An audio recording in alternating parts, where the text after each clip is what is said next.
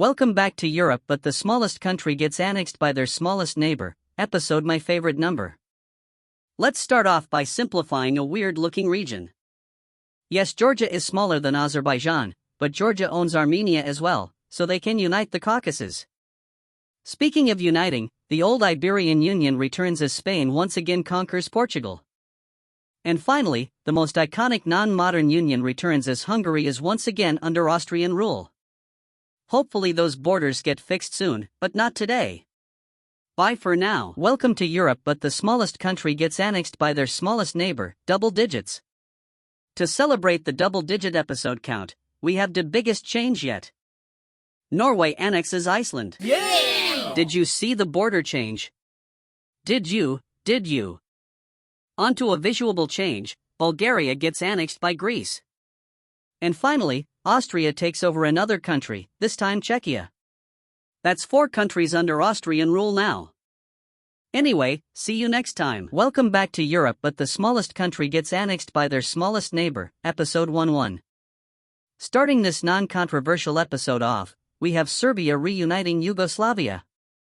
This next one surprised me, but Latvia annexes Belarus? And finally, Caucasia will no longer be independent, as Turkey takes over Georgia. Looks like the Ottoman Empire is returning. But bye for now. Hi guys. Before we get into part 12, I want to quickly mention that last episode I said that Latvia annexed Belarus. I misread my notes and it's the other way around. But let's get going. Apparently Romania annexes Greece. I had to double check this, but Romania is huge. Staying in the Balkans, Italy once again conquers Yugoslavia. I feel like if Austria never annexed Switzerland, this would be the other way around, but Austria takes Poland. This means they control 6 other countries. That's all for today, see you soon. We're entering the final quarter of Europe, but the smallest country gets annexed by their smallest neighbor. It's the UK's unlucky episode as they get annexed, not by the French or Germans, but by the Spanish. Debatably lucky, but the Finns joined the Swedish Empire. At least they're independent from Russia. And finally, Belarus, not Latvia, is taken over by Ukraine. Let's end and leave this unlucky episode in the past, shall we? Bye. Following the previous unlucky episode, we now have a double lucky one. Unlucky for the Germans though, as they failed to make it to the final 10. A country that did manage to make it to the final 10 is Norway. The Swedish Empire grows. Back down south, Romania takes 9th place. Italy now owns almost all of the Balkans. Honestly, I'm starting to struggle making intros, outros, and between tros. We're nearing the end of Europe, but the smallest country gets annexed by their smallest neighbor. We only have 8 countries left, so let's get into it. The country that gets 8th place is the fairly small country of Austria. I'm surprised they got this far, but now they will be under Ukraine. In 7th place we have Spain. They managed to even take the UK, but now they fall to France.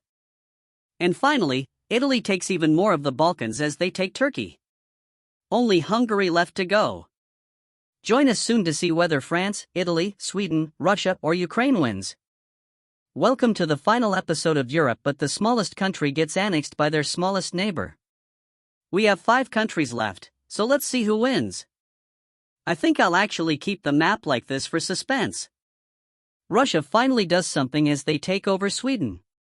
Sweden gets 5th place, an amazing score. Next to fall is Ukraine in 4th place, who gets taken over by France. Ignoring how wrong France looks, they take over Italy, who gets 3rd place overall. Wouldn't have predicted that. Russia versus France, déjà vu. Russia doesn't have their Siberian territory, so will France be able to win? And the winner is Russia. If they didn't take Sweden, things would have been different, but that's not how things went. Thank you all for watching this 16-part series. I really hope you enjoyed it. Let me know if I should do a season 2, and if so, in which continent. Bye.